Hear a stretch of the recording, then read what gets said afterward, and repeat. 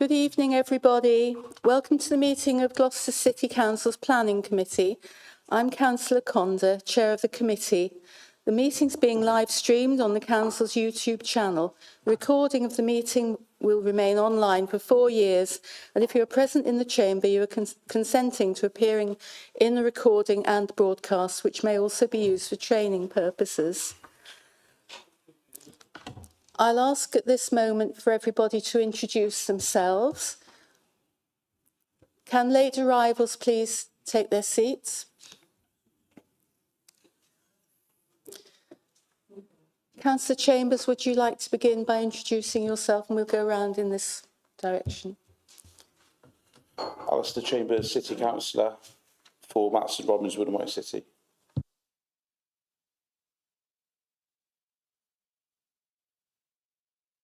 Worker.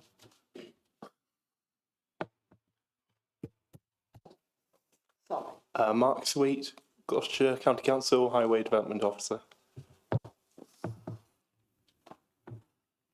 Matthew Job, Gloucester County Council Highway Development Management.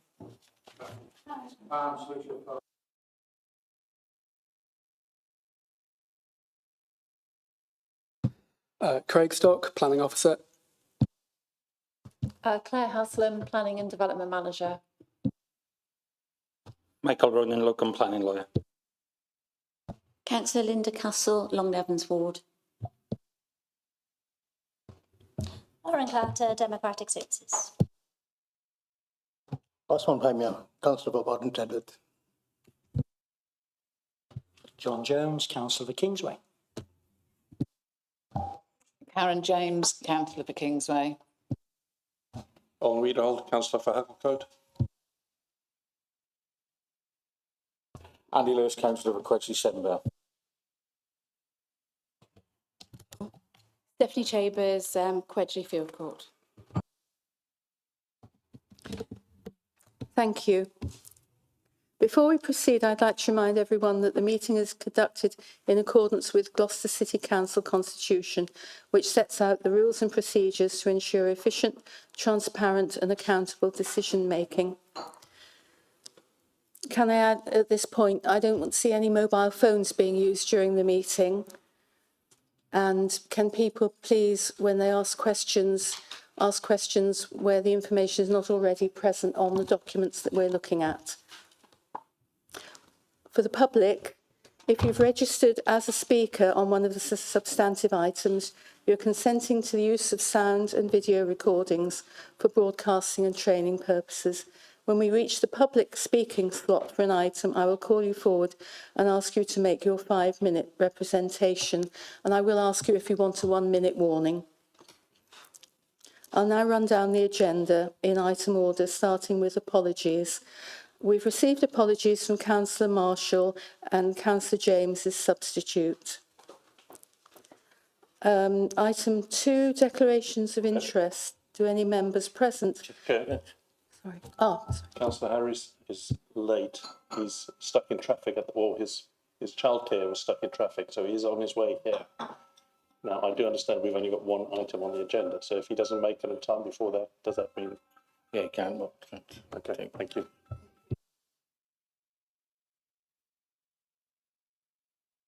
Do any members? Sorry, I missed what you said about mobile phones. Mobile phones are not to be used during the meeting. And what's the purpose of that if you're using it the same as a laptop? It's so that we can all be sure we're seeing the same information and making decisions from the same level of information and detail. It's the perceptions. I use mine as a laptop, so I refrain from. It's not in the Constitution. It's not in the Constitution, it's about bias and perception. But is there a particular reason why you're refusing to use a laptop? I find that easier to use than a laptop. I must admit too that I use mine. To say you have to restrict the margin officer to make the decision. If you decide not to do that, it's a matter for you. All I will say is if you are using the mobile phone, restrict yourself to the private access materials and the report. That's what I restrict myself to. Thank you.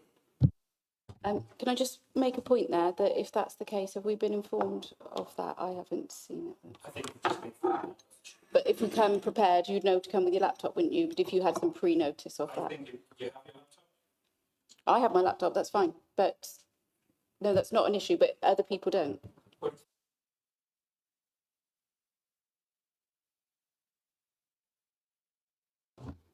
Thank you. To continue, does anybody have any declarations of interest that they wish to make? No. We have a small item of late material. Have members all reviewed the late material? If not, let me know and I'll give you a few minutes to look at it.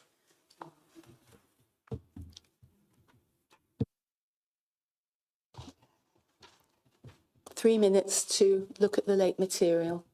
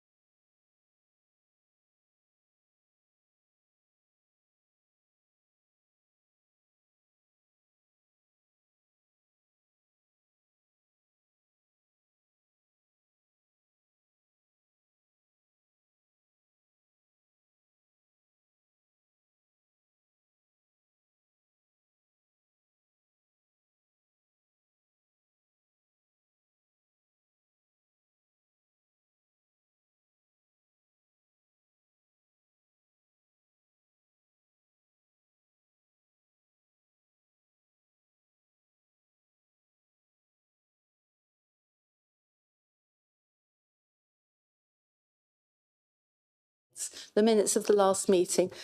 Is everybody content for me to sign it off as a true record of the last meeting? Yes.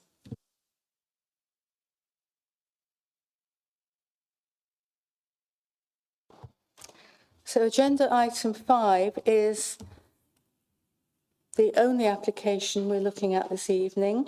I ask the officer to introduce the report. 10 minutes, I believe, for the officer. Thank you. Thank you, Chair. Good evening, everyone.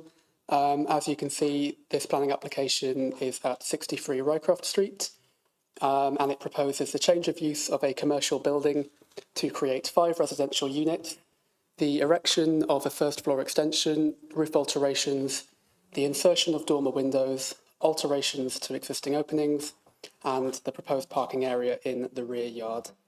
Next slide, please. So this next slide shows the site location and the equivalent aerial view. So you can see the site bounded in red on both the site location plan and the Google Maps screenshot. You can see that it is a corner plot, so we've got Vauxhall Road immediately to the west and Rycroft Street to the south. And you can see that the current commercial unit benefits from an area of associated curtilage immediately to the east. Next slide, please, Chair. This next slide shows the more or less the same thing, but with the existing site plan. Worth noting here is that you see a somewhat haphazard or irregular sort of roof form on the building. So we've got a main 2-storey section fronting Rycroft Street, and then a slightly messier section, if you like, just to the rear along Vauxhall Road. Next slide, please. Excuse me, Chair. Do I need to stay up? So that you have choice. Let me start talking from the beginning. Or from the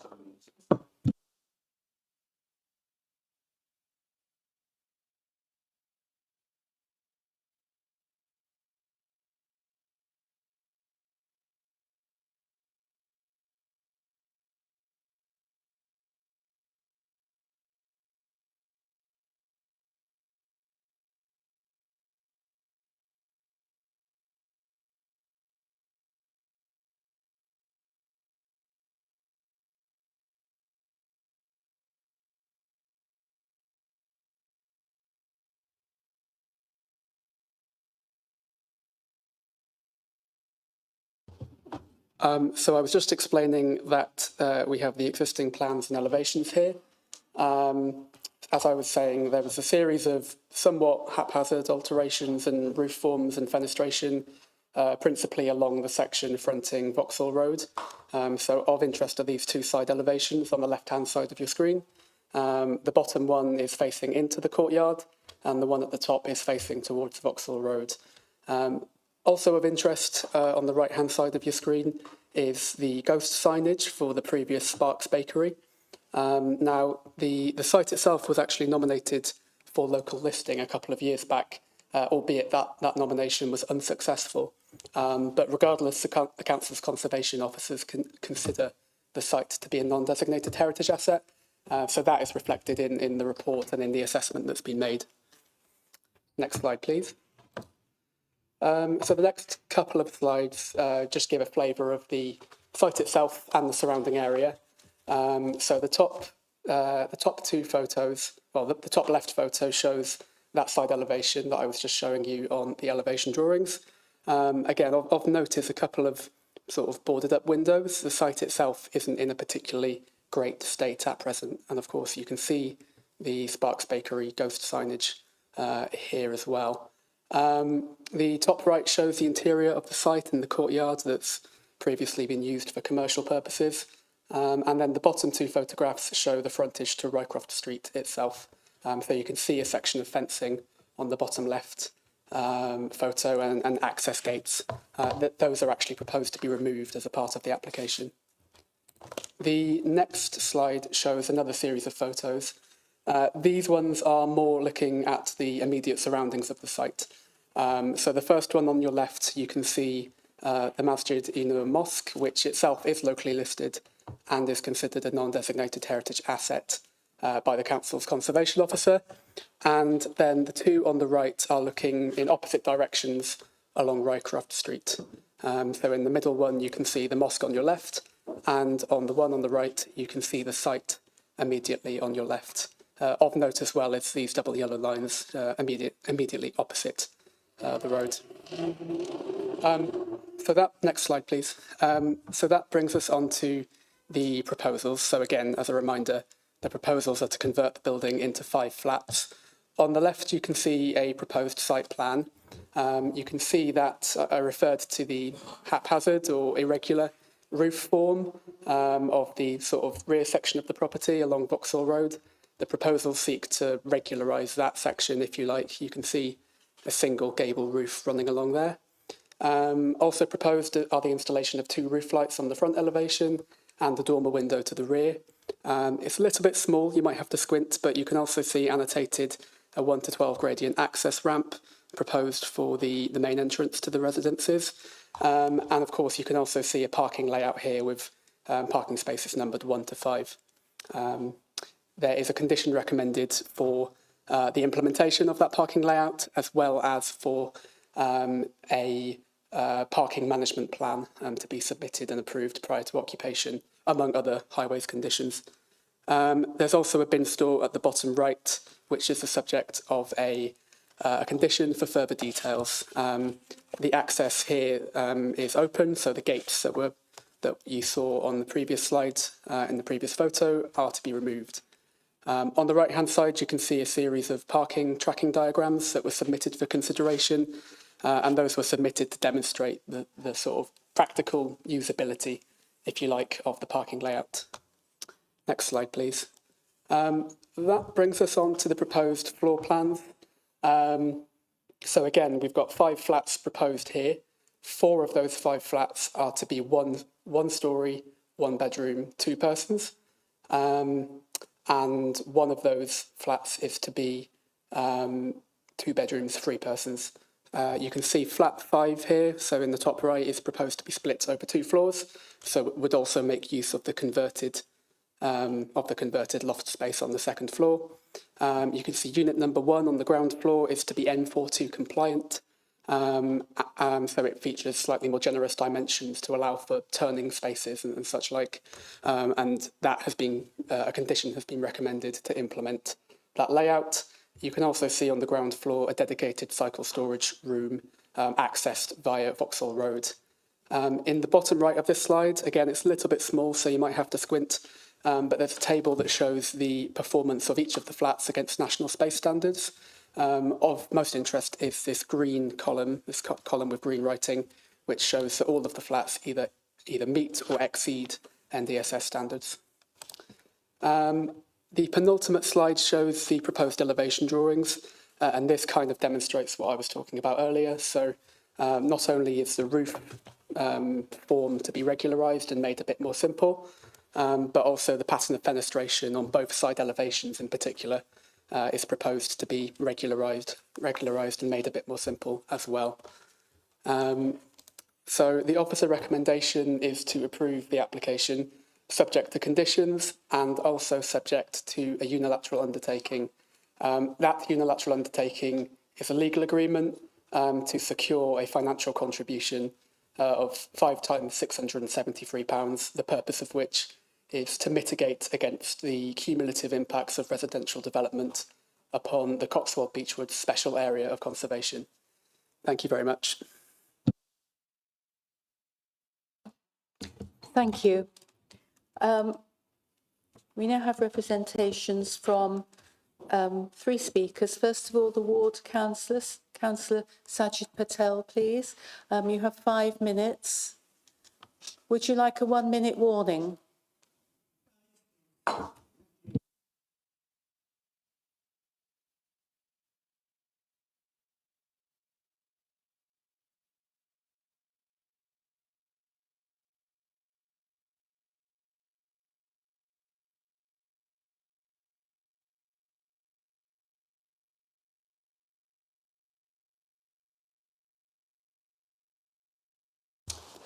Thank you very much for allowing me to speak today. Good evening to you all. And yeah, I don't wish to be here, but unfortunately we are where we are. And the reason I requested the call in and objected to the planning application, it's nothing personal against the applicant. It is purely based on the fact that I've had so many complaints from concerned residents, from neighbours and from the wider community as well. Barton and Tredworth is already the most densely populated area in the whole of Gloucestershire. And it has the least amount of open space as well in the whole of Gloucestershire. And we already have near to this location, near to this site, we also have flats in nearby streets such as Vauxhall Road, Stratton Road, Hopewell Street and others. So we've seen the impact that these flats are already having on the neighbours and the community. This planning development as it stands, as far as the application is concerned, the strength of feeling from the community and the concerns are around the overbearing factor, the overdevelopment in an already crowded and densely populated ward in the whole of the county, as I said, and also the design of the development doesn't fit in with the surrounding area and surrounding buildings. Also concerns around noise, antisocial behaviour, fly tipping, which we already see regularly very close and even outside this location. And with the location of the proposed bin storage, the concerns are things will only get worse with people coming and dumping their rubbish and fly tipping in the bins at the location proposed. Also concerns around the lack of amenity space. Bearing in mind this ward already is the most densely populated area and it has the least amount of open space. This is an attempt to pack in even more residents like sardines. It's taken no consideration of the existing community and the existing impact that the problems already exist in the area, in the nearby area. As far as the lack of amenity space, paragraph 6.34 in the report states it is regrettable that there's limited open space. It's regrettable, but it will have a long-term impact on all the neighbours and the wider community. And you know, just to allow and accept it as it stands, it's deeply unfair and unacceptable on the community and the residents. We already see problems around traffic flow, congestion concerns, And parking, dangerous illegal parking is a regular problem. You will have seen from the late report that late information that I provided, the information from the parking manager and highways on the data around the number of parking fines that have been issued in the last 12 months. 272 fines. And if we're going to get more vehicles, more parking, that's only going to exacerbate the problem even further. Just on Radcliffe Street alone, 69 parking fines, and Vauxhall Road and Stratton Road, which are either side of this location, this site, 38 fines and 55 fines on Vauxhall Road. It's a disaster. It's going to be a disaster. We say there's 5 parking spaces on the application for the 5 flats, but most houses nowadays have more than 1 vehicle. Some have 2, some even have 3. What about the visitors that will come to see their friends and family at the flats? Where are they going to park? It's already congested, and we're only going to make things more worse and more dangerous for the children. 1 minute. Thank you very much. We're going to make it more dangerous for the local residents and the local children walking to the nearby schools as well, and the mosque as well. And I need to inform you that I've had, well, you will have seen from the report that I've had 2 site meetings with Gloucestershire Highways because of the concerns, strength of concerns around safety and the risk with the illegal parking and the wider impact it has on traffic flow, road rage, congestion. It's carnage, it's chaos. Especially on a Friday afternoon when there's Friday of prayers, you have to be there to see it at first hand. And this site is directly opposite the mosque, so I dread to think what will happen if the planning consent is granted. It will only, the fears will come true, and the council will wipe their hands with the problems. And who will suffer? Not me, not you, but the local residents and the community. I think that's probably. Oh, I just wanted to also add some of the comments from the parking manager's email. This location around Rycroft Street by the mosque, it's a parking hotspot area. Now, they don't take it lightly to make something a hotspot area. It's because... Councillor Patel, I have to stop you there. Thank you very much. Thank you. Thank you.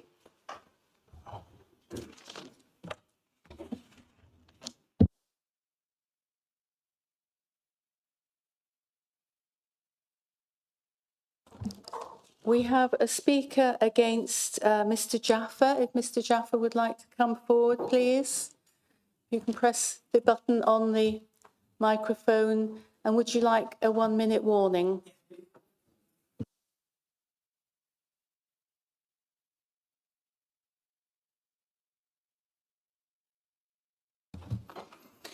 Good evening, Chair and members of the committee.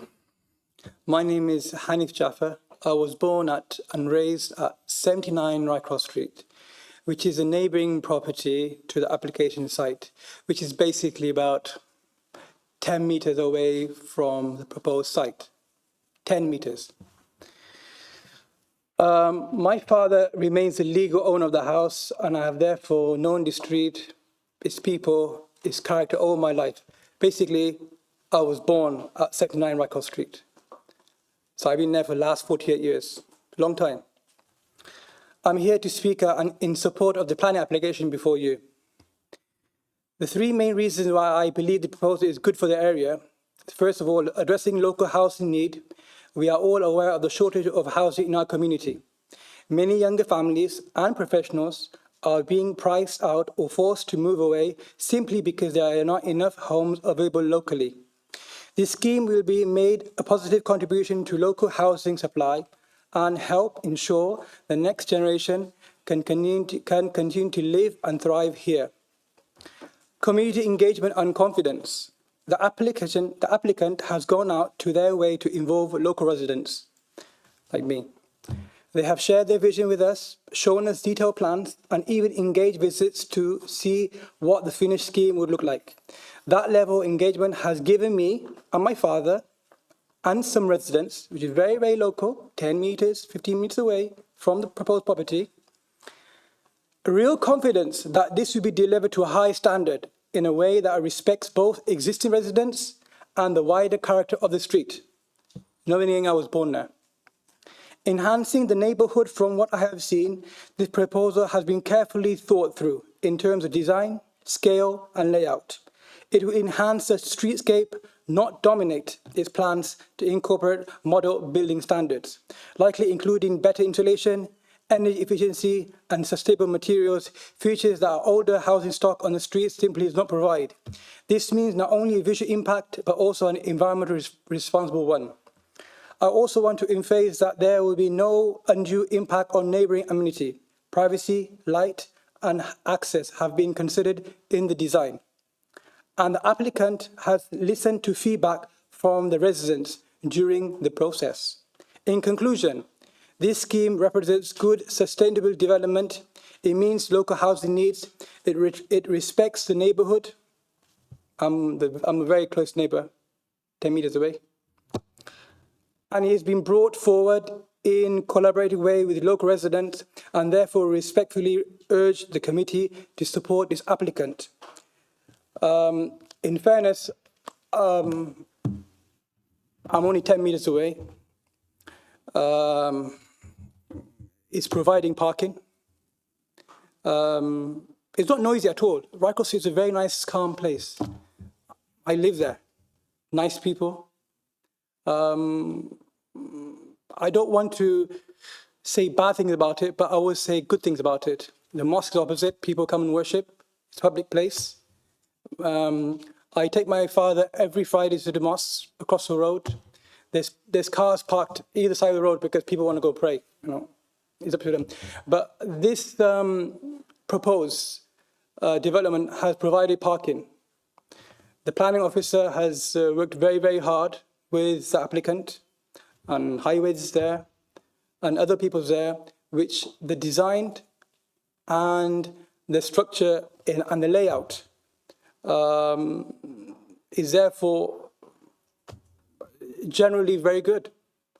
And I'm not going to move away from my dad's property, and I wish, you know, all of you can give this applicant go ahead, because at the end of the day, we need housing. We need places to live. And at the moment, this is a disused place. If it's not being used, what's going to happen? It's going to get vandalized. We need housing. Obviously, our Prime Minister of this country has said we need housing. If we do not give, if we don't listen to our planning officers, our highways, the residents, which is only 10 meters away, what's going to happen to this country? And also, I would like to find out where are all the other people who are supposed to come here? I don't see anybody here. I'm here because I feel that this application should be granted. Thank you very much. Thank you. I had Mr. Jaffer down as speaking against, and he's actually for the application. Is Councillor Patel happy that we now hear from the agent? Mr.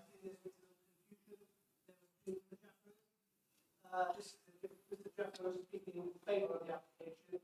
There was Mr. Jaffer who was going to speak against the application, and he couldn't make it, unfortunately. But instead, we have Mr. Badat to speak instead against the application. Does that make sense? So we do have a speaker against. Okay, if you'd like to come forward. Sorry, I got nothing written down. Okay, five minutes. Yeah.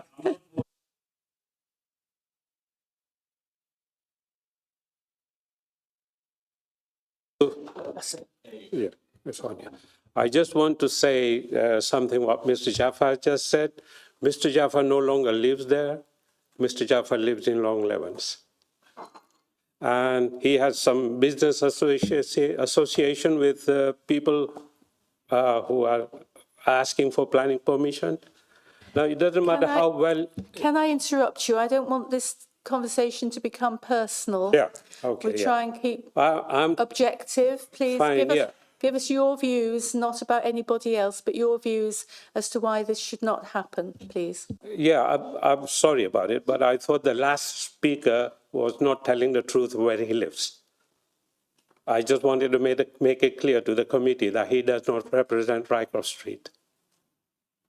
He doesn't live there for many years.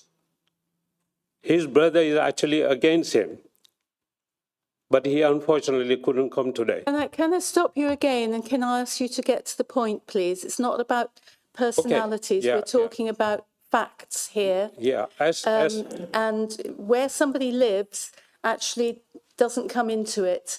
They have an opinion, we like to hear it, but please, we'd like to hear your opinion, how you feel, not about your thoughts about the other speaker. Thank you. Okay, thank you. I live in Rycroft Street for more than 50 years. I can guarantee that people know behind me, they know I live there. It doesn't matter how well you wrap this up, it's going to cause problem for the people who live in that area. Only a few weeks ago, my wife nearly got killed just coming out of the door on the pavement. Some maniac was driving the car so fast. I didn't think she was going to make it, but she just missed by a hair. If you only need to know, if you come around that area, I'm not sure whether some of these people around here who are committee members know this area and who like every day see things, especially on a Friday, to know how dangerous it is. And what Sajid has said is true. We live there. We live there every day. We notice everything. We see the crime. We see the littering. We see everything there. But I think I'm sorry to say some of these people who are making decisions do not represent us and do not know what's going on. So please take into consideration when you make this application, when you support something that you don't know, please take this into consideration. I must apologize for if I said something wrong against anybody. This is not my place. This is my first time sitting here amongst you people. But this is my, not my kind of things here. But if my time is up, then say so. It just about is, but thank you for your presentation. You've now broken your duck. You've done it for the first time. There might be another time. Thank you very much. Yeah, I hope so. Thanks very much for your time. And once again, apologies to all if I said anything. All right.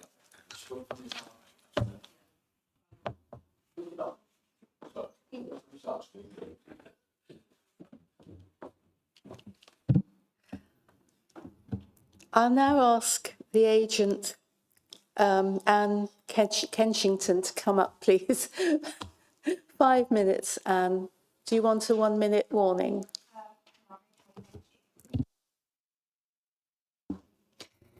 Thank you, Chair, and good evening, members. The proposal subject of this application seeks the change of use of a commercial building known as 63 Rycroft Street to create 5 high-quality residential apartments. As members will be aware, this proposal follows a previous application which was refused by the Council on the 14th of October 2024. The refusal ultimately related to technical matters, specifically a lack of justification for the loss of commercial use, design concerns, and inadequate parking and turning provision within the site.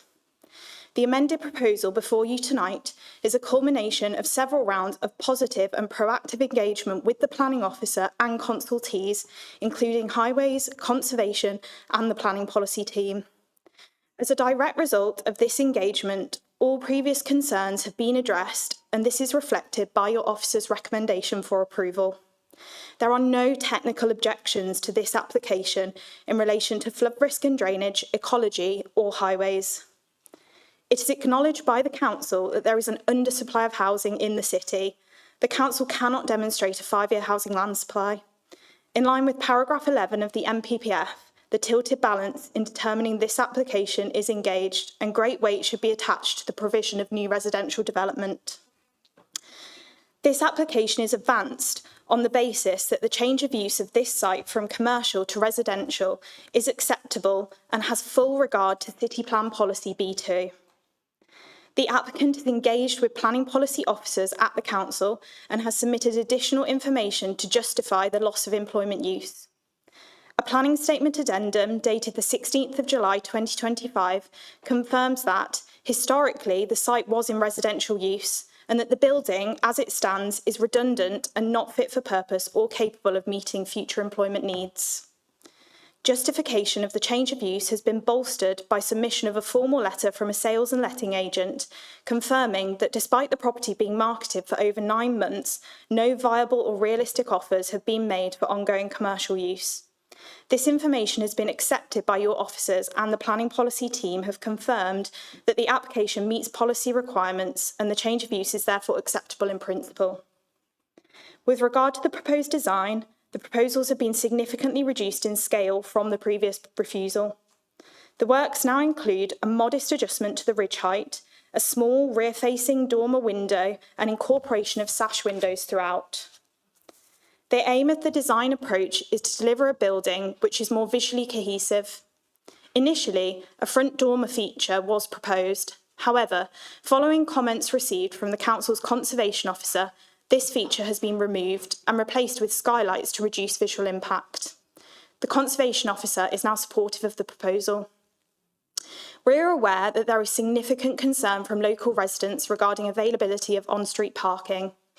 Unlike the refuse scheme, and due to the reduction in the number of apartments, this scheme now allows for dedicated off-street parking with one space and bicycle storage provided for each apartment. As such, residents will not be reliant upon off-street parking. This level of parking provision is in accordance with the requirements set out in Manual for Gloucestershire Streets. Additionally, the change of use from commercial to residential will result in fewer vehicle movements to and from the site, and this reduced demand means that the proposals will not exacerbate the residents' on-street parking and congestion concerns. The Highways Officer has no objection to the proposals. In conclusion, the proposals provide much-needed one-bedroom residential apartments to meet an identified housing shortfall in the city. The site is located in a highly sustainable and well-connected urban area close to Gloucester city centre and makes full and effective use of this site, which is no longer viable for commercial use. In negotiation with officers, the proposals have been designed to ensure that it will successfully integrate into the character of the area and secure a high level of amenity for future occupants and neighbouring residents. The proposals accord with the development plan, meeting all necessary policies, and have the full support of planning officers and consultees. In line with the NPPF tilted balance and in accordance with your development plan, planning permission should be granted, and the applicant is now seeking planning committee support in a positive determination of this application. Thank you. Thank you very much.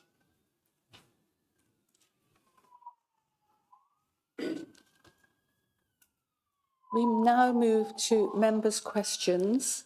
Can I ask you to ask one question at a time, clearly and concisely? Just stick to direct and relevant questions to the officer.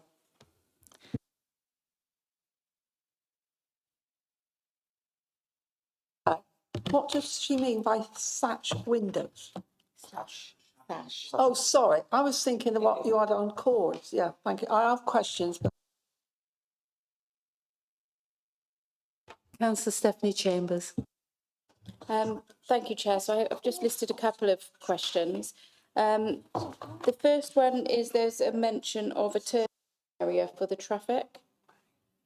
Could you point that out on the diagram properly so I can try and understand it?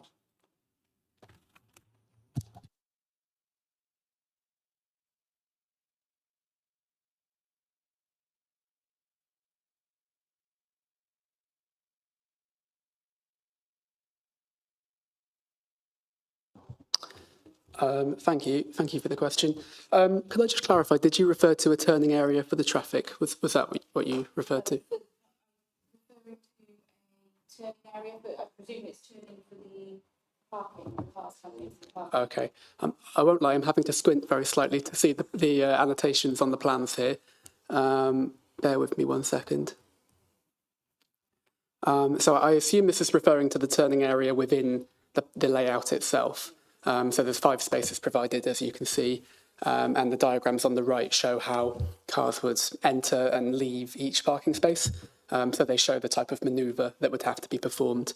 So I hope that's answered your question.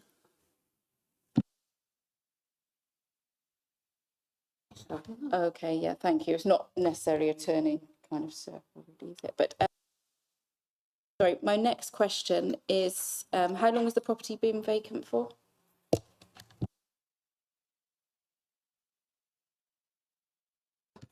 So I believe it's been vacant since at least August 2023, but possibly for longer.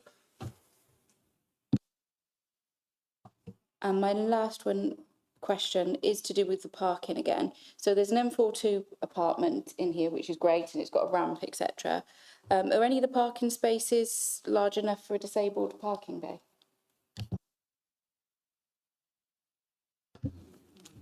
Not to the best of my knowledge, but if either of the highways officers know anything to the contrary, then I'd be happy to get their input, but not as far as I'm aware.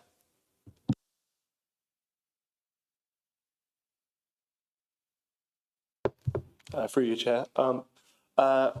Regarding the parking spaces, you can see them laid out before you. I don't think the parking spaces have been specifically designed for disabled people, although looking at the parking space number 1 nearest to the entrance, I think you can see space to the side and to the end of it. So if a disabled person was to park there, they would have space to get in and out of their car. Hopefully that answers your question.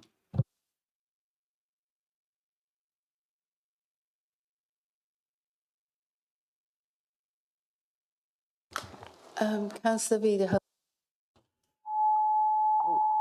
Give feedback. Thank you, Chair. I'm looking at condition 15 on page 42, which says that the dwellings hereby approved should not be occupied until a residential welcome pack promoting sustainable forms of access to the development has been submitted. The pack shall be provided to each resident at the point of the first occupation of the building, which is all very well for the first occupiers, but how will that be future-proof? I can well imagine that some occupants will move out after a year or so or longer, and I'd like to know that the next residents will similarly get a welcome pack telling them about sustainable forms of access. Thank you. Yeah, that's a very fair question and observation. You're right in observing that the wording of the condition only requires this residential welcome pack to be distributed to the first occupier. So yeah, I think you're correct in saying that subsequent residents wouldn't necessarily receive that welcome pack. With that said, I'll come to the highways officers in a second because I think they've got something to add. With that said, I suppose in assessing the application more widely, we've had regard to the sustainable location of the development in terms of access to amenities and whatnot, and the development also provides 6 cycle spaces.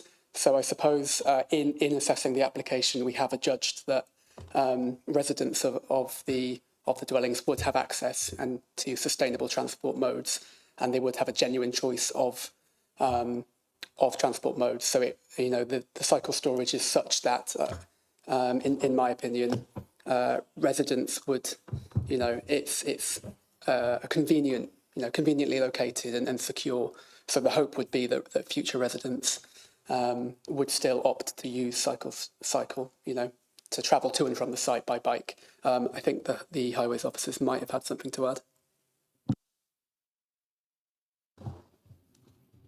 Thank you, Craig. I was just going to add that it's a standard condition that we seek to apply county-wide to very small residential developments. It's less onerous than a full residential travel plan condition. Essentially it's an information pack on the sustainable transport options available to residents. So I suppose it'd be envisaged that the trigger point is prior to first occupation, so it would be for the first occupier, but it's envisaged that information pack would remain with the property. Essentially, I can't imagine that people leaving will take the information pack with them. Do you see what I mean? Yeah. Thank you. I had noticed the cycle racks. It would be remiss of me not to. And in fact, it's an area a road that I cycle through regularly, from there into the city and back home again. I know it very well, and I think if there was more cycling in that area, it would certainly alleviate a lot of the traffic issues that people talk about. Councillor Lewis? Yeah. Councillor Barmew? Just a question. Is there any... It's on. Oh. All right. No, it's fine. Well, just a small question.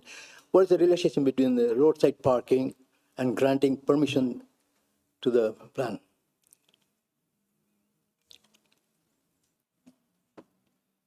So by the roadside parking,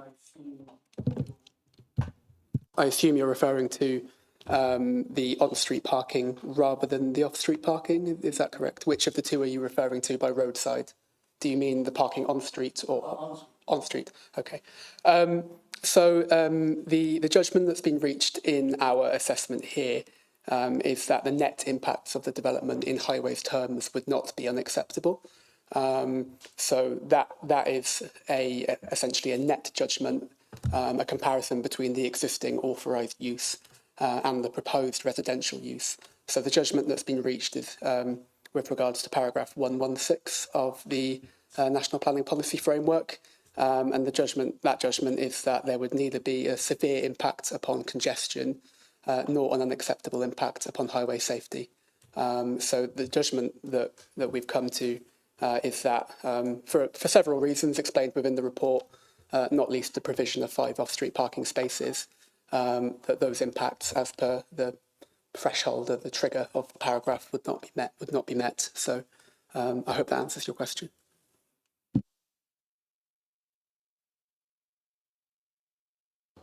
Councillor Jones? The point I'm making is related.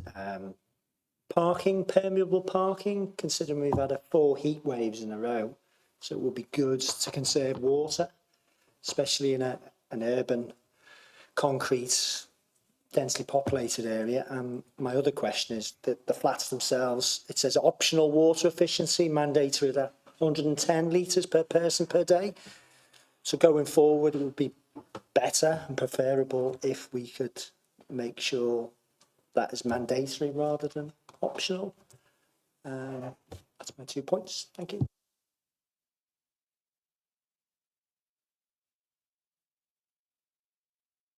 Thank you for your question. So yeah, that refers to condition 3.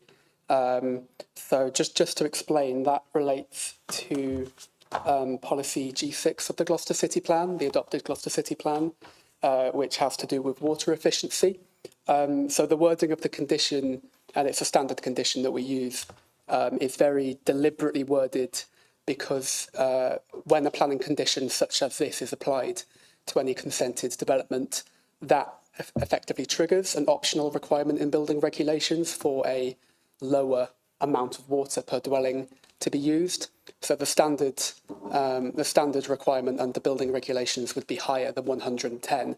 By attaching this condition, that optional requirement, so to speak, is triggered, hence why the 110 limit comes into play. So that's the purpose of the condition. It's worded in quite a deliberate way, and ties in, or would see, is designed to enable the application to meet policy G5 of the Gloucester City Plan.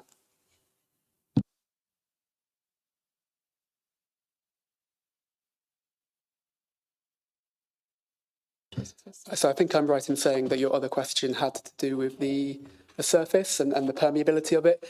Yeah, that's a good question. There is a condition recommended, condition 7, which is for the submission and approval of a surface water drainage strategy. Now, the main purpose of that condition is to enable our drainage officer to essentially have oversight over the final chosen surface of that hard standing area. I believe it is anticipated that the proposed parking area would simply utilise the existing surfacing materials, but that condition is designed to have for the officer to have oversight over that in any case. The assessment of that is kind of, again, is a little bit like with the highway stuff, is a question of net before and after, if that makes sense. So again, I hope that answers your question. Councillor Castle. Thank you, Chair. Can I just have a look at the size of the flats, please? No. No. No. No. That's it. That's it. My question is, the 2-bedroom flat is smaller in square metres than the 2-bedroom flat. I just wondered, flat 5 is for 2 persons, which is 73.4. Flat 2 is for 3 persons, which is 64.3. Is there any reason I would have thought that it would be better if the 3 people have the larger flat? Sorry. I'm not entirely sure that might be a question that the applicants would be better suited to answering. With that said, and for the purposes of our assessment, we were satisfied as officers that each of the 5 flats meets and or exceeds national space standards. So that exceedance of NDSS ranges from 0.5% over in the case of flat 4 to 13.3. Sorry, that's not percent, that's 0.5 of a square metre over in the case of flat 4, up to 15.4 rather in the case of flat 5. So yeah, perhaps there are some cases where the sort of layout of each of the flats leaves you scratching your head. But as far as we're concerned, in terms of resident amenity, each of them is acceptably sized. So we don't tend to concern ourselves too intimately with the internal layout beyond, do they have access to natural light, outlook, and is it acceptably sized? And in this case, the answer to all 3 of those questions was yes, in officer's opinion. Are there any more questions from anybody who hasn't? Councillor Tracy? Following on to that, am I on there? Yeah. Regarding the flats, it's a good question. With those flats, would it be possible if there are 4 flats and rather 5 to make those rooms larger? Why was it specifically 5?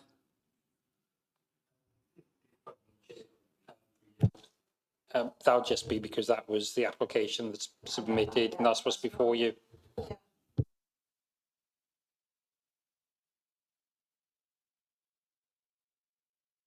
Piano lessons in Stratton Road, number 11, Miss Merritt, always remember. I know, right, I know it all. That's where I first had my mobile phone from, at the hardware shop on the corner. It was like a brick.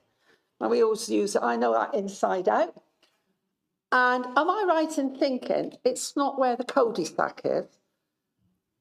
Put the turn in the cars. I don't know if I've understood your...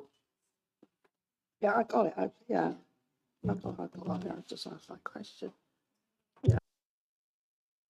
I don't know if I've understood your question correctly, but in terms of the site location, so we're on the corner of Rycroft Street and Vauxhall Road. That's where the site's located. Yeah, and I'm going to come into parking soon. The opposite the mosque and all that, I'm just thinking, like on a Sunday, that would cause problems with parking as such. The question is, so I'd like you to answer, to tell me how there's so many cars parked along there, all on the pavements, everywhere. And there's a lot of people who go to the mosque. We also have St James's, and we also have the City Farm on a Sunday, which is very, very busy. I'm not happy with the parking as such, with visitors coming and et cetera, et cetera. So, and on Hart, do you think the parking is adequate?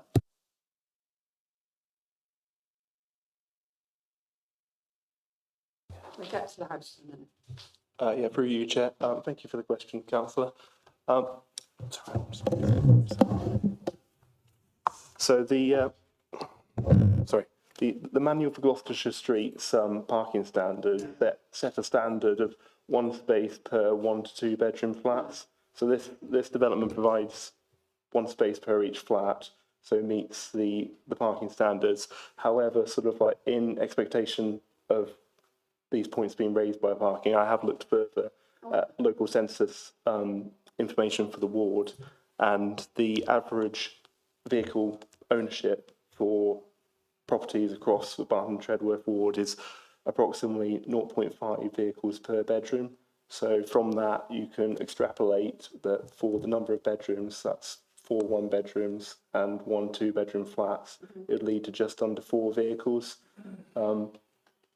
being generated for those flats in total, based on average ownership from the most recent census. So if we applied that to the development based on the current sort of like ownership levels in the ward, they would in fact be potentially over providing by 1 space, and potentially having 1 spare space for a visitor on the site. What if I got a big car and you've got a mini? You could have any size car you want, which is why Well, the space, I'm just saying, yeah. it would be spaced out. Yeah, so basically the parking spaces on the plans that were submitted and assessed to us gave the length and width dimensions, and based on those dimensions, we assessed them against our guidance that they met the minimum length and depth to park a estate car, which is the standard that we use. So that's like generally a large vehicle. I think you answered my question, because there's a wrapper around there, isn't there? Right, so question, I don't know who will be attracted to the flats as such. Am I right in thinking it wouldn't be for children? It wouldn't be a child, you know, it wouldn't be a little family in a 2-bedroom, would it? You know, but I want to just ask that question if I have to go for voting, you know. They're more designed, are they, for you know, like you and I, but no children? It's only questions what I've been asked to ask, yeah. Well, you can come in as well. They're not really designed. Councillor Tracy, thank you, that's all right. So the council wouldn't exert any control over who ends up living there.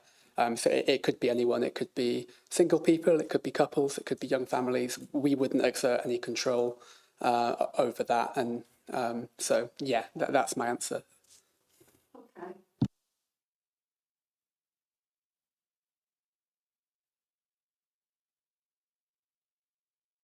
Sorry, like washing and things like that. Where would I hang my washing?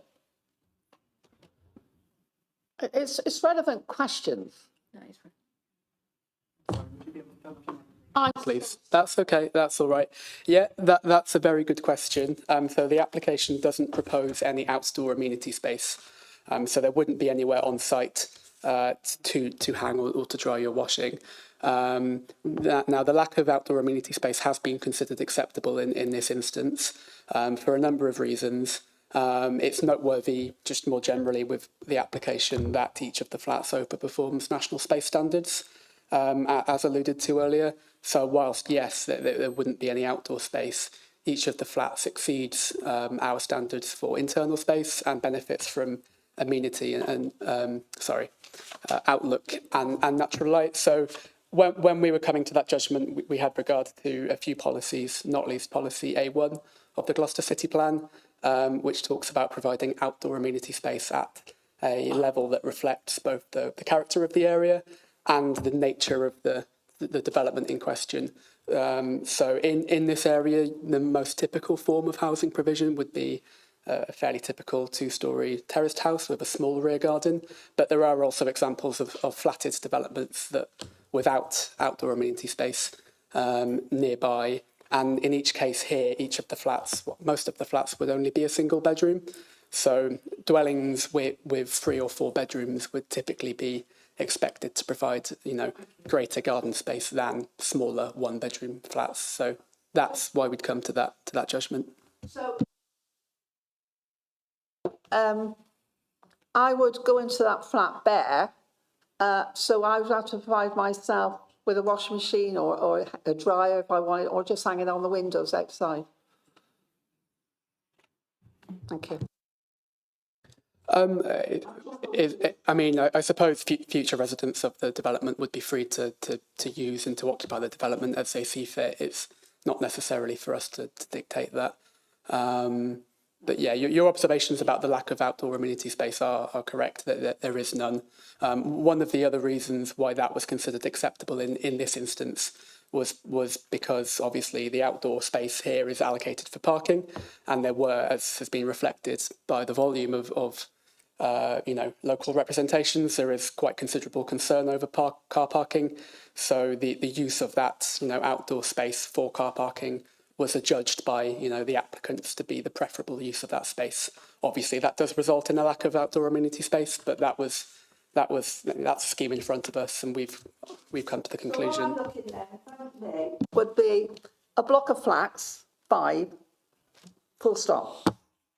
No outdoor media, nothing like that, just the car park, which somebody spoke about, and the rubbish bins and all that, which could be a brick wall around where stuff could get dumped as such. But that's not, we can go into debate on that.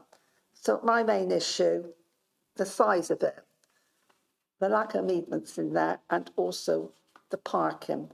And for the residents as well, because they seem to, well, I can go into debate on that, but thank you for your honest opinions, all of you. Thank you. Thank you, Councillor Tracy. Councillor Lewis. Going back to the parking, and it's a depot area at the moment, isn't it, the parking?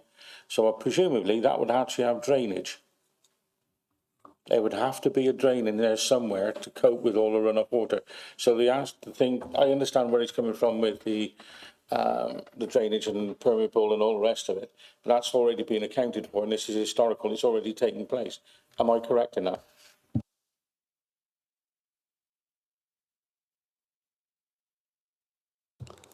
Again, I think aspects with regards to drainage probably would be dealt with by condition 7. So were there any, remaining aspects to be resolved in terms of ensuring the satisfactory drainage of that parking area, then that would be captured under condition 7. So that allows us future kind of scrutiny and oversight prior to the occupation of the dwellings. That is the fact that the actual drainage is not going to change. Still, the actual space is going to be exactly the same size, and there must be drainage there already. Otherwise, it'd be an absolute dog's dinner. So, so that actual aspect of it doesn't really apply because it's already there. The condition would allow for the applicant to clarify that. So it may well be, based upon the information that's been submitted, that the proposed parking layout is exactly the same as the existing in terms of the hard standing. The condition allows the applicant to clarify that if they wish. So it may be that the condition is discharged simply by clarifying that point.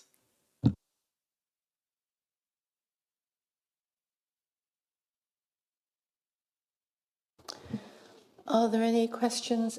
Councillor Alistair Chambers. Thank you, Chair. Chair, I was just wondering, with regards to the 400 signatures of the residents in the immediate area that have signed to say they're dissatisfied with the planning, what happens with that? Is that a valid planning objection, or is that not relevant?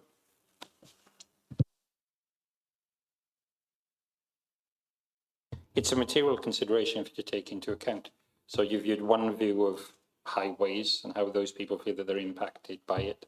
And then you've heard from the professional officers with what their professional view is in relation to those concerns. Obviously, the highway officers are here if you wish to put any questions to them. Thank you.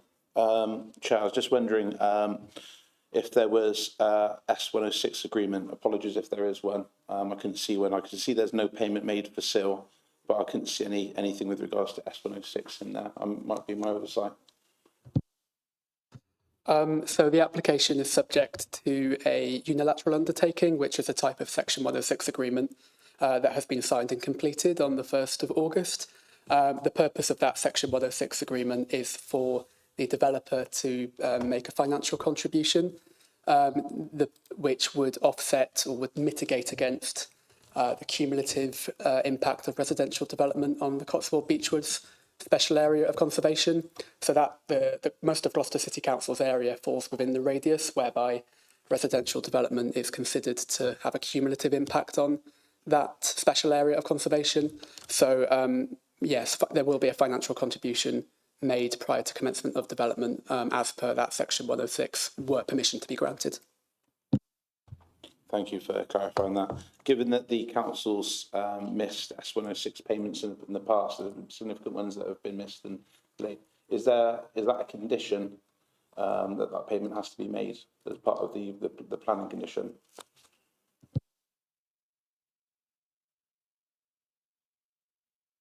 You'll form part of the 106 and approval won't be issued until that's completed. Thank you very much. A couple of highways questions. I see there's a condition under note 4, condition 184. Is that just simply drop curb? Section 184. A section 184 application is a highway legal agreement.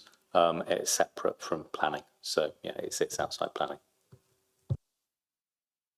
So is that literally just a drop curb? Yeah, it's an application to provide the access. Sorry, just to clarify that, there's a existing area of drop curb around the site that's redundant. So basically an old drop curb that needs to be raised back to standard height footway. So that's what that is covering.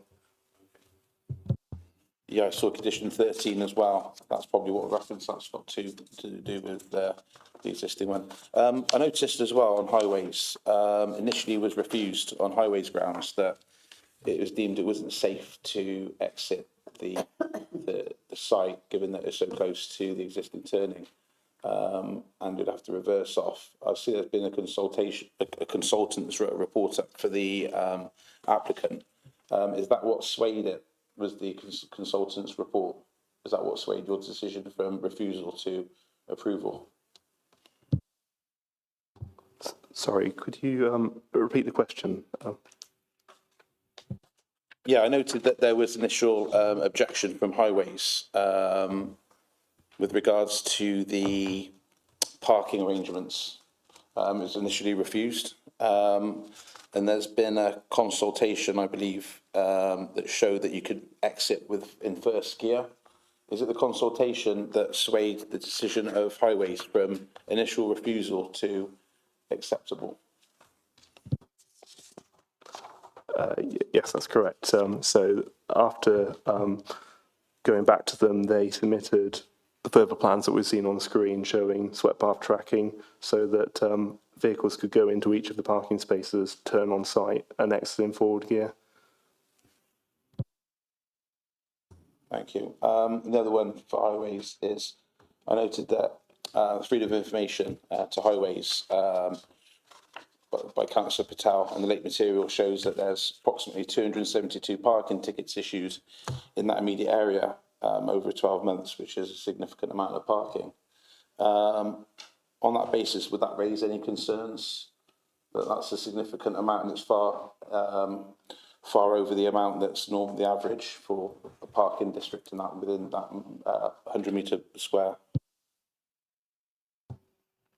Yeah, we've seen the issues raised as well as you have about parking. Our parking team does take active enforcement, and as has been heard, sort of like parking issues do exist in the area, although these issues are existing issues for the area. So essentially, sort of like with or without development, these issues would exist and continue to exist.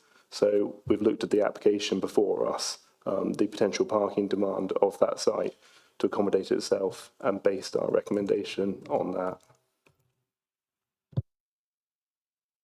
The last one, Chair, is with regards to travel distances. Is that a planning material consideration?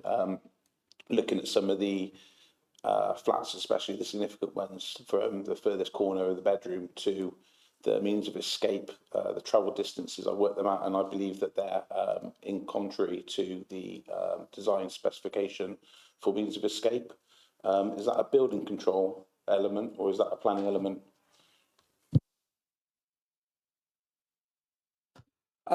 In my understanding, that would be covered by building regulations. I don't think that would be a material consideration in terms of planning, to the best of my knowledge. Thank you very much. Thank you. Thank you. Are there any more questions? Councillor Stephanie Chambers, just one, please. You've already had a go. Thank you. I did have a couple but I'll stick to this one, and apologies if it's in the details, I have looked at it. But is there any renewable energies or electric parking bays in the car park, or solar panels or wind, anything? No to all of those things, no. Sorry, I think the highways officer wants to come in. It is my understanding that electric vehicle charging would be required under building regulations. So it's separate to planning, but that will be required.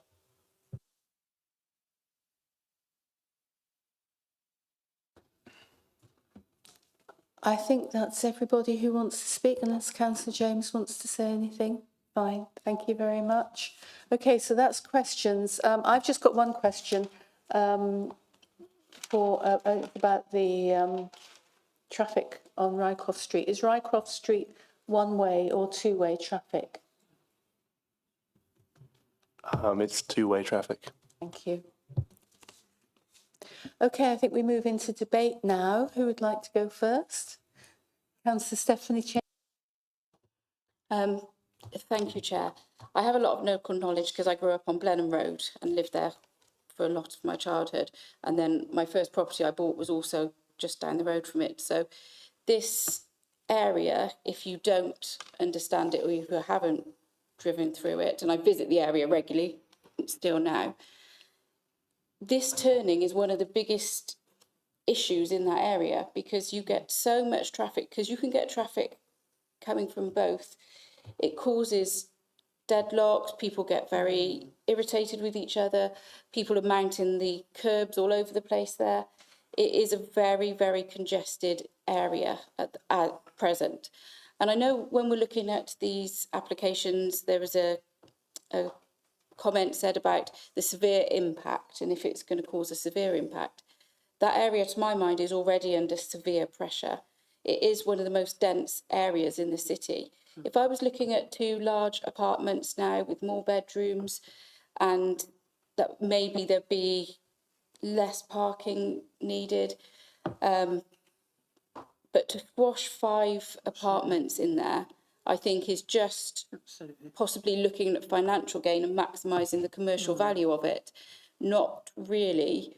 We do have waiting lists in this city for housing. We have lots of people that need it. And yes, we do have single people that need housing, or couples, but actually we have a huge need for families, and we can't ignore that. So to squash all these into one small area, to my mind, I think it was a very important and valid point that Pam made about the dry and clothes. We all deal with issues in apartments where people can't dry their clothes, and that is causing severe issues going forward. And having no balconies, nothing for this block, just seems very detrimental to the people living there, but more so for the people that already live there. This area, there's very, very limited off-street parking in the area, so you've got worse issues. So you are going to have visitors, and you are going to have people which bring their vehicles to this property and need off-street parking. And I understand data, and I quite like data, but to look at a census, I don't know what the date of that census was, but I think car ownership is increasing. We look at the data, but that doesn't take into... That needs to be read with the reality of that area at the moment, of all the terraced housing, very, very limited off-street parking. We've got cars parked on both sides of the road. And I'd really like to see more active travel in the area. And I know Councillor Arwin over there, he mentioned that he cycles through the area. He's a very competent cyclist. Some people aren't. And with having And having cars parked on either side of the area, there's potholes, there's lots of things going on there. I wouldn't feel safe with people coming from all directions, mounting curbs all over the place in that area. It really, if anybody has driven down there recently, it can really cause issues. I also think that the 1 bedrooms like that, and I know there's a 2 bedroom, but I would like to see bigger apartments. We've got people living in bigger apartments. People have offices at home as well now. So to me, it's too small. It's going to cause a big risk on the already severe situation in the area on parking, and not just parking, on driving around that area. Coming around that bend, numerous times I've got into pickle there, and I don't drive. I drive slowly, but people shoot round those corners. It's already a dangerous place for parking, and I think the enforcement shows that. And there's not going to be a lot more enforcement done. They can only do what they can do. And actually, we need to deal with things through planning, not just enforcement. Thank you. Who'd like to go next? Councillor Tree. You're absolutely right, because I drop a certain person off quite a few times. And you come down the bottom of the road and it goes across where the co-op used to be and everything. And sometimes you can't get out, you can't turn, it causes so much traffic because it's a dead end. That street's crossed off by the jumping jacks on the end. And you've got to, you know, sometimes the cars are right back up to the mosque. It is very dangerous where the shop is, that wholesalers as well. And it's sad really because of parking, but everybody don't just have 1 car now, do they? About half a dozen cars. And I'm so pleased and touch wood, I talk about the work they can vary, you know, the ward councillors, you know, like accidents, but to see, you know, and I do agree with Councillor Chambers that it's so small and that it's not bright in the windows and overlooking. Had it been smaller, I think it would have been better, but it's, to me, it's like, it could be like a box, you know, probably a shower and that, I don't know, I've not really gone into it. But we're our own enemies, really. I know the area, I know it well, I'm down there all the time, but I think, I've always said it before, I think we all need to do a site visit when we do come to planning on things like this. It's all right talking around the table, but we need to do that site visit. Thank you. Councillor Lewis. Thank you, Chair. Yes, I know it very well. I used to live in Howard Street, just up the road. And I often go round the corner there to see Mr. Myatt. And yeah, I know it's character, to say the least. And he gets on his bike and he does this and that. Now, I live in a coach house, which is about the same size as these flats. So it's perfectly acceptable as size-wise. I know I live singly, but it can seat 2 quite happily. This is not going to actually add to the congestion, purely because I know how they park outside my place. They park behind each other. If you've got an assigned spot, you will park behind each other. And I think there's 5 houses in my place round about it, and there's 12 cars, but we have no problem. We just realise we just got parked behind, and then you just reverse out. And there is areas here to turn round and come out the right way. No problem. We do need housing. This isn't going to add to the problem. The problem's already there. That's the thing. And it is an absolute dog's dinner, I agree. But I'd say on the application as is, if you look at all these houses here, they haven't got parking spaces themselves. So this, giving them battery parking spaces, doesn't add to it. It's actually might alleviate a bit, because something will go in there, that's for sure. I mean, I remember when Sparks was open. I used to get me bread in there and all the rest of it. But yeah, it was good cream as well, wasn't it, pal? Straight out the churn and everything. Sorry, I go back that far. And if it's not done with, what's going to happen? It's going to go in deterioration, then it's going to be falling down, and then we could have had people in there living and whatever. It's a balance. It's a way, and that's what planning is. It benefits out to a bit of parking problem.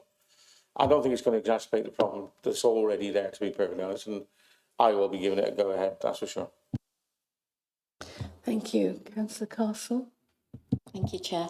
I agree with a lot with what Councillor Lewis said, and I think it's a bonus being changed from commercial use to residential accommodation, because it's been left for so long and it's just going to be a big eyesore.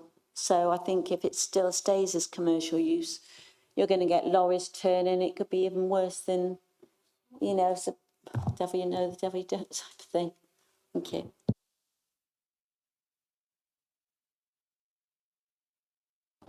Thank you, Chair.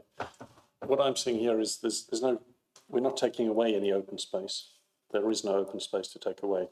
We're making some space available for parking, and I think that's really good. There are 2 parks very close to this area, so if there were people who needed some more open space, it's not far away to get to the parks. So I think this is a good application. The alternatives, going back to a commercial, would probably cause more parking problems. If it was a smaller, fewer flats, then you may well have large families in there with multiple cars. So I don't see that that's really going to change anything in terms of parking. So I'm happy to accept this application. Thank you. I would be happy with it, what you're saying, but I'd like to see another, just have like the 4 and just give it that little bit more space. I know what it's going to be like in that courtyard when they're parked in there, when you can't get your car out in the mornings and all that. And, you've got to be realistic. Yeah, we do need housing. So will these people go in there be on the housing list? Or it's people already lined up to go in there? And it's not taking housing off it. So you've got to think that way with housing. Councillor Jones, then Councillor Barmy. On the whole, my first point, positive contribution to housing supply, yes. Secondly, commercial failure is a going concern. Empty space, we need homes. Third point, 0.5 cars based on the 2021 census. Well, there's 6 bike spaces and there's 5 parking spaces. It'd be less congestion because they're providing spaces that don't exist currently anyway. So it'll benefit the area and less congestion. And finally, the parking restrictions are clear cut in the area. So 272 fines. People have a choice. The parking restrictions are there. So you choose to park there or you choose not to. There's bus links. It's not far from the station. So there's plenty of other options available. Thank you, Chair. Well, in my view, the flat seems to be quite well for single persons or married people. And they're quite good. And they're very close to railway stations, bus stations, and most of the shops as well.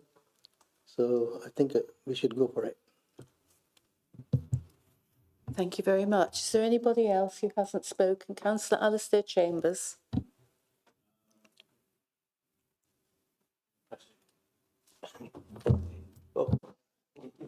It's all right, no problem. I'm on the fence at the moment on this because you don't get 400 residents coming out and objecting to something and putting their time and effort into signing a document and emailing it off and then approving the email and then agreeing with the email to sign a petition. You don't get 400 people from nowhere. There's 400 people in that immediate area. And looking at those figures, that's a lot of people who've spent their time and effort to come away and say, look, this isn't right. So that's a concern. The 272 parking tickets on that street and that immediate area is a massive concern. And I've also lived in Treadworth for a significant amount of years, and I know that road very, very well, especially on Friday prayer. It's very dangerous. I've seen cars mounting the curbs, speeding around the corner, single traffic, reversing with people crossing the road. People panicked and rushed, reversing into people. And it's, if anyone goes there on Friday prayer, just have a look. So there is a concern on there. On the plus side, that building has been empty for a long time, and it'd be good to make something of it. Housing is a problem in the city, and we do need housing. So I'm sort of on the fence on it at the moment, but I do think it's an overdevelopment. Hence the reason 2024, only last year, end of last year, they submitted a planning application that failed off the back of it being overdeveloped and highways issues. I know the only reason this is coming through as recommended by highways is because there was a consultant that the applicant paid for to basically say it's good enough to drive out, which anyone that knows that turning and has looked in that turning will know that the parking is inadequate. And you can do a 3-point turn there with 2 cars parked on the side. It's impossible. I know that for a fact. I know that courtyard.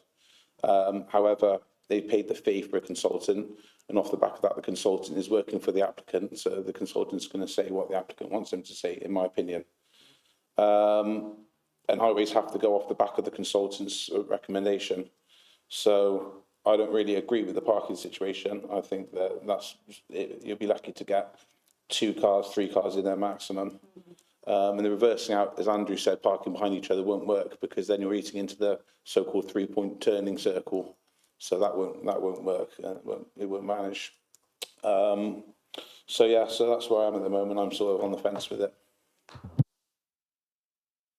If I may, through you, just to make a point, obviously, officers have made a professional view based on the information they had, and that view is their own view. It's not swayed by anyone else, it's their own professional view, and that's what they've given members this evening. Thank you, Chair. Anybody else? I'll make a few comments. The parking situation is obviously dire. I think for any student of human behaviour, there's a bit of sociology there to be written up, but I don't think it's going to be improved by refusing this application. As people have said, if it was a commercial site, we could have lorries arriving at those premises, which would not be able to turn within the car parking area, and they might want to be reversing across Rycroft Street into that space. So I think private vehicles is a better choice.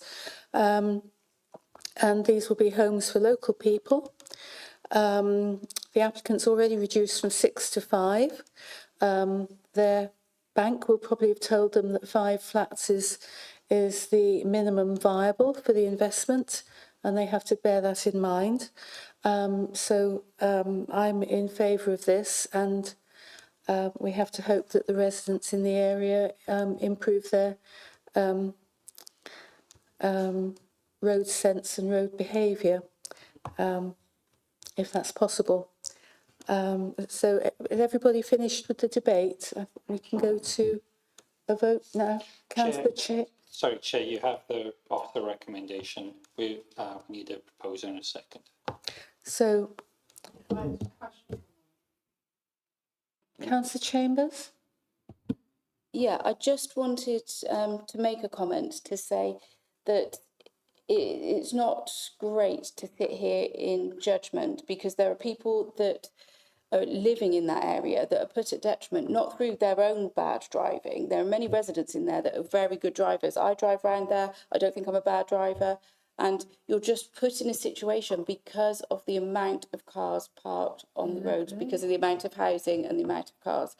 I don't feel that there is enough parking. I don't think the park is going to alleviate any situation, because you're going to have people living there using it. I don't think you can double park it because you've got the turning spaces, and if you haven't got the turning spaces, you'll be reversing out, which highways have refused. So I think we do need to just not be critical of the people that are living in an area which has evolved through, there weren't cars on the road when these places were built. So I think they are living in an area, they're dealt a hand, and not everybody has the choice not to have a car. There can be people with disability problems, people that have to do various school runs, different nurseries. Some people cannot do buses, they cannot do bikes. They are just dealt the hand that they've got, and they have to use cars. So I think I would much rather like to see, like I said, a smaller development in this area, a smaller development, but bigger properties, so maybe 2 units, 3 units maximum. But I just wanted to make the point that we can't sit here and judge the people that live in that area. We can judge bad driving, But sometimes you're put in a situation where you're blocked in, you maybe have to reverse and you are going to go onto a curb or Can't get something. out. There's no other way of doing it because of the layout of these roads and because of the amount of the density of people living there. Maybe we should knock it down and put a nice park in. That's maybe what should be done. Thank you very much. The councillors, I'm sure, have got lots to think about in terms of what they might ask for in improvement in double yellow lines, for example. There are double yellow lines visible in those photographs. So we are where we are. We have to make a decision on the application as we have it in front of us. Do I have a proposer for the support of this application? Councillor Lewis, anybody to second it? Councillor Barmier, thank you very much. Can I have a show of hands in support of the applicant, please?